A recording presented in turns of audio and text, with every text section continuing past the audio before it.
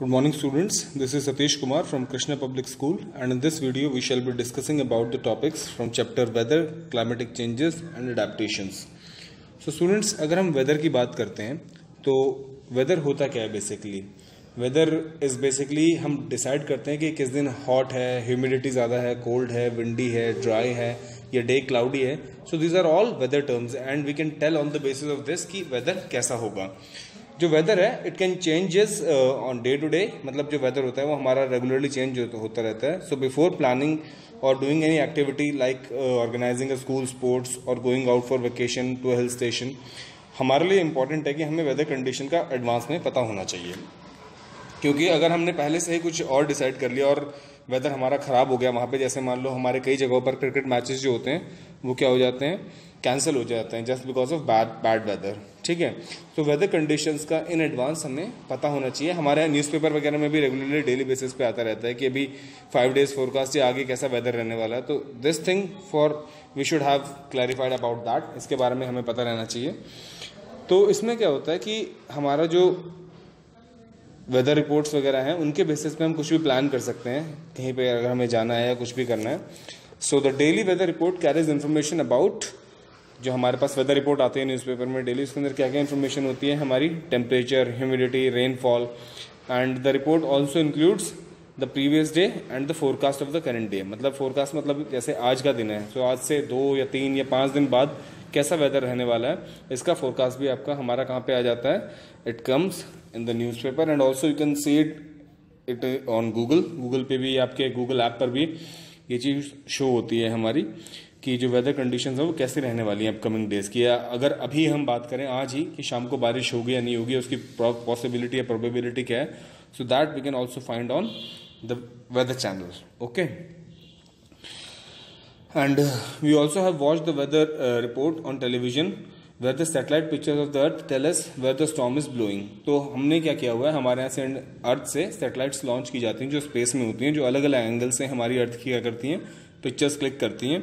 और उन पिक्चर्स के ही बेसिस पे क्या होता है कि हमें ये पता चलता है कि कहाँ पे भी स्टॉर्मी सिचुएशन हो रखी है, कहाँ पे तूफान आ रहा है, कहाँ पे ज़्यादा बारिश हो रही है, या कहाँ पे सिचुएशन अभी किस टाइप की हो रही है, कहाँ पे स्नोफॉल हो रहा है, या कहाँ पे मतलब फ्लड लाइक सिचुएशन हो रखी है. तो अलग अलग टाइप से जो सिचुएशन है अलग अलग जगह की, वो सैटेलाइट की हेल्प से और वहाँ का वेदर कैसा है वो भी हमें पता चल जाता है.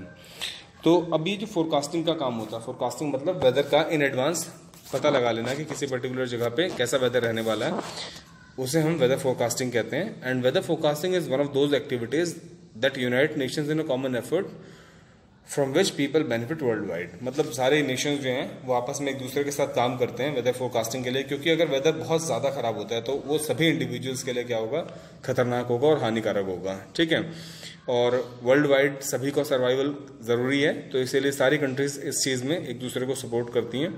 And it is based on the readings made by the meteorological department which studies various aspects of the weather scientifically.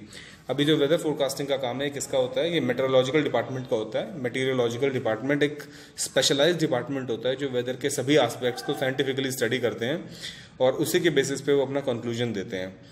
And there is access to pictures from satellites with special remote sensing instruments that are continuously surveying the earth. अब ये अपने measurements किस तरह से लेता है, जो meteorological department होता है ये उन पिक्चर्स की हेल्प से अपना मेजरमेंट लेता है जो सैटेलाइट्स क्लिक करती हैं जो स्पेस में हैं, और रिमोट सेंसिंग की हेल्प से कि जो हमारे चारों तरफ अर्थ के हमेशा रिवॉल्व करती रहती हैं, तो उन पिक्चर्स की हेल्प से क्या करते हैं, ये अपनी रीडिंग्स वगैरह लेते हैं. इनका एक अपना पर्टिकुलर मेथड होता है जिसके हिसाब से रीडिंग लेते हैं.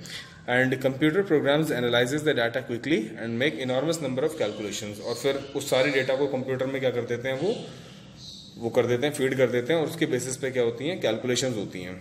ठीक है, और हमें पता चल जाता है कि अपकमिंग डेज का जो वेदर है वो कैसे रहने वाला है, वो सनी होगा या रेनी होगा या what will be the situation, उसके बेसिस पे हमें पता चल जाता है. नाउ अब हमारे पास कुछ वेदर टिप्स होती हैं जो मेट्रोलॉजिकल जो डिपार्टमेंट है हमारे लिए वो करता है. उसमें क्या होता है कि हमें कभी भी क्या होता है कि सन की तरफ डायरेक्टली नहीं देखना होता. ठीक है, according to weather department we don't look at the sun directly, we are not suppose to look, because जो सन है it is ultimate source of energy. उसके वहां से जो आने वाली रेडिएशंस हैं वो बहुत ज़्यादा होती हैं, तो उनको डायरेक्टली देखने से हमारी आइज को क्या हो सकता है, there must be some problem will be created in our eyes and prefer to stay indoor during a bad weather. जब भी वेदर बहुत बाहर खराब हो, स्टॉर्मी हो या बहुत हैवी रेनफॉल हो या लाइटनिंग हो, तो उस टाइम पे हमें घर पे ही रहना सही रहता है। एंड अगर थंडरस्टॉर्म वगैरह होता है तो हमें इलेक्ट्रिक पोल्स वगैरह से क्या रहना चाहिए, दूर खड़े रहना चाहिए, ताकि जो इलेक्ट्रिक शॉक है वो ज़मीन पे ना आ जाए और उससे हमें कोई खतरा ना हो। देन हम नेक्स्ट टॉपिक आ जाता है हमारे पास climate and climate change. So climate क्या होता है स्टूडेंट्स? क्लाइमेट होता है, it is a composite of average weather conditions over a period of many years. मतलब किसी एक जगह की जो एवरेज वेदर कंडीशंस होती हैं, जिसको बहुत सालों तक कंटिन्यूसली रिकॉर्ड किया गया हो, देखा गया हो कि वो चीज़ें वहाँ पे चेंज नहीं हो रही हैं। मतलब जैसे कहीं पे बहुत ज़्यादा ही बारिश होती है, ठीक है, कंटिन्यूसली बारिश ही होती रहती है, तो उसी को अगर 10, 20, 15 या 35 ईयर्स तक अगर देखा जाए तो उसके बेसिस पे वहाँ का जो क्लाइमेट है वो डिसाइड होता है। मतलब देखा जाए तो वेदर आपका डे टू डे चेंज होता है, बट जो क्लाइमेट होता है किसी भी जगह का, वो एक बार डिसाइड कर लिया जाता है और उसके बाद उसे कई सालों बाद चेंज किया जाता है। A minimum period of 35 years is necessary to draw dependable averages. अगर आपको एवरेजेस भी लेनी है किसी जगह का क्लाइमेट पर्टिकुलरली सही तरीके से बताने के लिए, तो उसके लिए 35 ईयर्स का एवरेज कम से कम आपके पास होना चाहिए।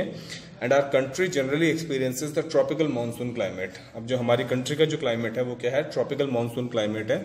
ये सब कुछ रिसर्च और इसके बेसिस पे ही है, एवरेजेस के बेसिस पे ही लिया गया है। And the cooler months are November to February. हमारे यहाँ पे जो ठंडे जो मंथ्स होते हैं वो होते हैं November, December, January and February. While April to June are hot months. और अप्रैल टू जून तक क्या होती है? बहुत ज़्यादा गर्मी पड़ती है। और उसके बाद क्या होता है? एक ह्यूमिडिटी वाला एनवायरनमेंट रहता है। During mid June to September one experiences the monsoon. ये जो मानसून वाला टाइम रहता है, इसमें क्या होता है? हमारे यहाँ पे ह्यूमिडिटी बहुत ज़्यादा रहती है, जिससे उमस वाली गर्मी होती है। ठीक है।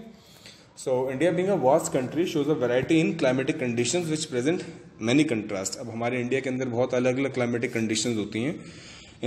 अब आप इसमें आपकी बुक में पेज नंबर 107 पे इन्फॉर्मेशन चार्ट दे रखा है, उसमें मुंबई और दिल्ली के क्लाइमेट चार्ट के बारे में बता रखा है। तो उसमें एवरेज रेनफॉल और वहाँ का मिनिमम मैक्सिमम टेम्परेचर, उनकी डिटेल्स दी हुई है, जिसके बेसिस पे वहाँ का क्लाइमेट क्या है डिसाइड किया हुआ है। ओके, देन अब we can calculate the mean temperature for a place for a month as follows. अगर आपको किसी जगह का मीन टेम्परेचर लेना है तो उसको आप कैसे कैलकुलेट करेंगे? The average of temperature recording the month is taken. सबसे पहले आपको क्या करना पड़ेगा? सारे मंथ में जितने भी दिन जो हायर टेम्परेचर आया है उसको, प्लस जो लोअर टेम्परेचर आया है उसको नोट करके उसका एवरेज निकाल लेना है। Then average figures of a particular month are taken for many years and their mean is calculated. अब इसी तरह से जो एवरेज आपने लिया हुआ है उसको कई सालों तक लेना है और फिर उसका मीन निकाल लेना है।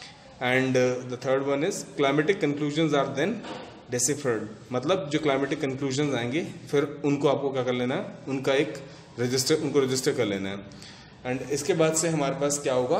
एक क्लाइमेटिक कंक्लूजन तक हम पहुंच जाएंगे कि किसी पर्टिकुलर जगह का क्लाइमेट कैसा है। ठीक है। So this is what about the climate students. While now the next topic comes in the series is the difference between the weather and climate. अब हमने वेदर के बारे में पढ़ लिया, हमने क्लाइमेट के बारे में पढ़ लिया, अब हम इन दोनों के बीच के डिफरेंस के बारे में पढ़ेंगे। सो स्टूडेंट्स, अगर हम वेदर की बात करें तो वेदर जो होता है वो होता है atmospheric condition of a place on earth on daily basis. मतलब डेली बेसिस पे वो चेंज होता रहता है, उसको हम वेदर कहते हैं। जैसे यहाँ पे आपका लेफ्ट साइड पे ये क्लाइमेट दिया हुआ है और राइट साइड पे आपका वेदर का डिफरेंस है। सो क्लाइमेट के बारे में बोला हुआ है weather pattern of a particular place over a long period. बहुत लंबे टाइम तक अगर वेदर एक जैसा सही रहता है किसी प्लेस का तो उसको क्लाइमेट कह देते हैं। And short term conditions of atmosphere in a particular place. और एटमॉस्फेरिक कंडीशन जो होती हैं फॉर शॉर्ट टर्म के लिए उसको हम क्या कह देते हैं? वेदर कह देते हैं। Next, measured over a long period of time. इसको हम मेजर करते हैं लॉन्ग टाइम पीरियड के लिए और ये मेजर होता है शॉर्ट टाइम पीरियड के लिए, मतलब एक दिन के लिए just. Affected by the climate system as well as altitude and latitude. ये किससे इफेक्ट होता है? क्लाइमेट सिस्टम की वजह से और ऑल्टीट्यूड और लेटीट्यूड की वजह से भी इफेक्ट होता है। और ये जो हमारा वेदर होता है किस चीज़ से इफेक्ट होता है? ये इफेक्ट होता है टेम्परेचर, एयर प्रेशर और मॉइस्चर, ह्यूमिडिटी वगैरह जो किसी पर्टिकुलर एरिया में चेंज होती रहती है। नेक्स्ट, फोरकास्टेड बाय, जो आपका अगर हम क्लाइमेट की बात करें तो it is forecasted by collective weather statics over a long period of time. जो हमने लॉन्ग पीरियड ऑफ टाइम की बात की थी वो 35 ईयर्स था। और ये फोरकास्ट करता है आपका मेटेरोलॉजिकल डाटा। जो आपका जो वेदर होता है it's forecasting is based on collecting meteorological data. जो मेटेरोलॉजिकल डाटा होता है उसके बेसिस पे ही इसको कलेक्ट करके वो किया जाता है, पब्लिश किया जाता है। So this is all about weather, climate students and their difference.